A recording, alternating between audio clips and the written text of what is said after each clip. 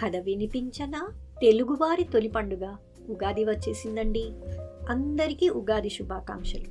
ఉగాది పండుగ మనకు వసంత ఋతువుల్లో వస్తుంది. అంటే మామిడి చిగురులు, కోకిల పాటలు మరియు మల్లెపూల సుగంధంతో వాతావరణం ఎంతో బాగుంటుందండి.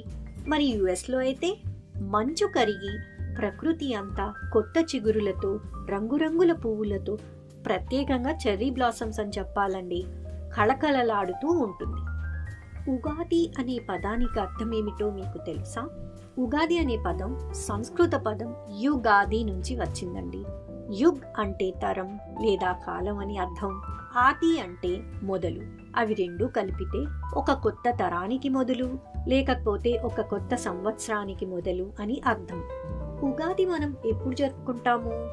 ఉగాది చైత్రమాసంలో వచ్చే శుద్ధ పాడ్యమి నాడు జరుపుకుంటాం.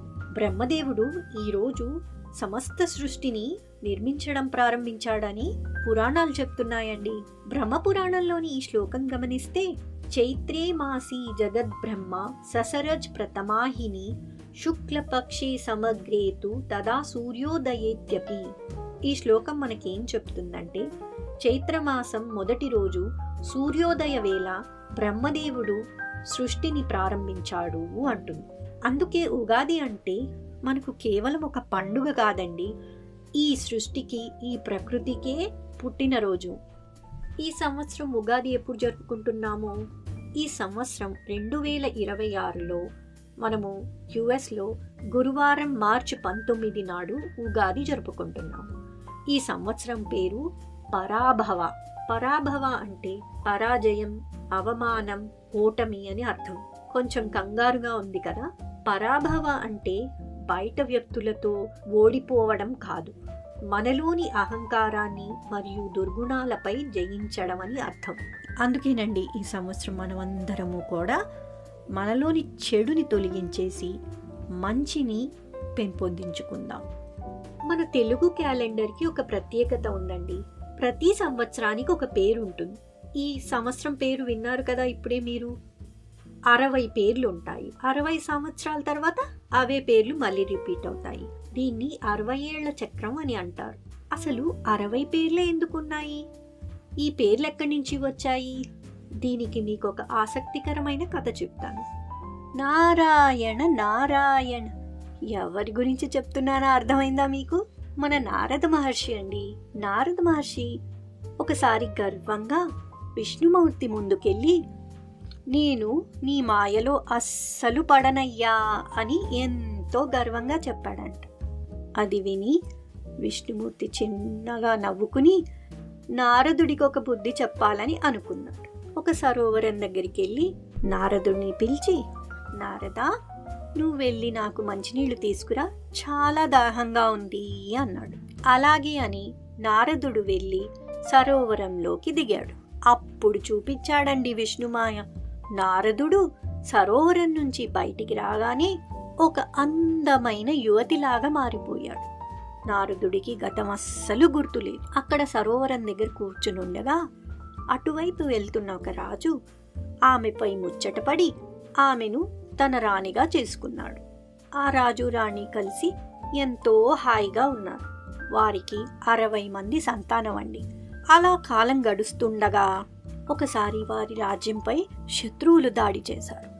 రాజు ఆ 60 మంది కుమారులు యుద్ధానికి వెళ్ళారు. ఆ యుద్ధంలో ఆ రాజు, ఆ 60 మంది మరణించారు. ఈ వార్త విన్న రాణి దుఃఖం తట్టుకోలేక విష్ణుమూర్తి ఆలయానికి వెళ్ళి బోరుమని ఏడ్చుతూ స్వామిని అడిగింది, నాకు ఇంత దుఃఖం ఎందుకు వచ్చింది అని.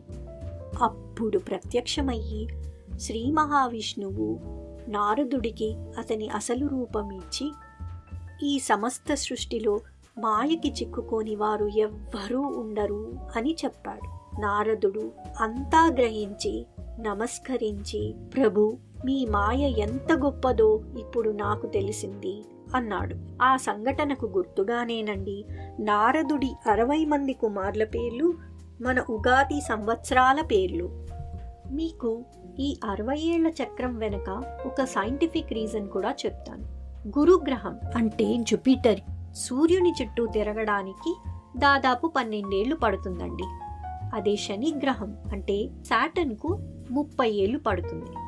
ప్రతి 60 ఏళ్లకొకసారి ఈ 2 గ్రహాలు ఒకటే రిలేటివ్ పొజిషన్లోకి వస్తాయండి.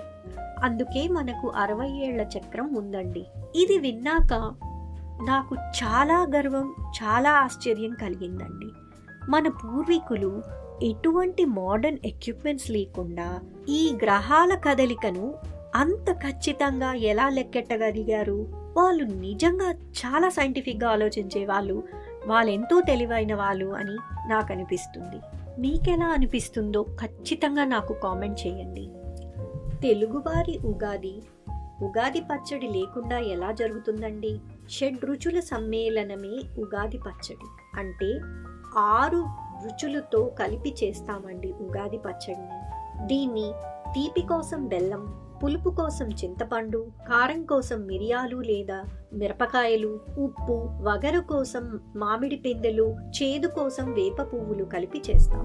ఈ 6 రుచులు మన జీవితంలో ఎదుర్కొనే 6 ఎమోషన్స్తో ముడిపడి ఉంటుందండి. తీపి అంటే సంతోషం, పులుపు అంటే సవాలు, కారం అంటే కోపం, ఉప్పు అంటే భయం, వగరు అంటే ఆశ్చర్యం, చేదు అంటే బాధలు. ఇవన్నీ కలిపితేనేనండి జీవితం. అదేనండి మనకు ఉగాది పచ్చడి నేర్పుతుంది. జీవితంలో అన్ని రకాల ఎమోషన్స్ ఉంటాయి. అవన్నీ ధైర్యంగా ఎదుర్కొంటూ ముందుకు సాగిపోవాలి. ఈ సంవత్సరం మనకందరికీ ఎలాగుందోనండి. అక్కడే వస్తుందండి పంచాంగ శ్రవణం. కాదు రాశి ఫలాలు. మన రాశి బట్టి ఆదాయం, వ్యయం, రాజ్యపూజ్యం, అవమానం ఎంతుందో తెలుసుకోవచ్చు. ఇది తెలుసుకోవడం ఒక సాంప్రదాయం. మీరు కూడా మీ రాశి ఫలాలు తప్పకుండా తెలుసుకోండి. అదండి ఉగాది వెనకున్న సైన్స్ మరియు పురాణ కథలు. మీరు మీ కుటుంబ సభ్యులు ఎంత బిజీగా ఉన్నా కూడా పరాభవనామ ఉగాది నాడు పొద్దున్నే లేచి తలస్నానం చేసి ఇల్లంతా అలంకరించుకుని కొత్త బట్టలు కట్టుకుని బొబ్బట్లు, గారెలు, బూరెలు, పులిహార, ఉగాది పచ్చడి కూడా చేసుకుని మీ ఇష్టదైవానికి నైవేద్యం పెట్టుకుని అందరూ తిని సంతోషంగా ఉండాలని కోరుకుంటున్నా. మీరు ఎక్కడున్నా ఈ ప్రపంచంలో తప్పకుండా ఉగాది జరుపుకోండి. మీకందరికీ మరోసారి ఉగాది శుభాకాంక్షలు. ఉగాది నాడు మనం ఎలాగుంటామో ఆ ఏడాదంతా అలాగే ఉంటామని ఒక నానుడి. అందుకే అందరూ సంతోషంగా ఉండాలని కోరుకుంటూ signing off from Seattle, Anu.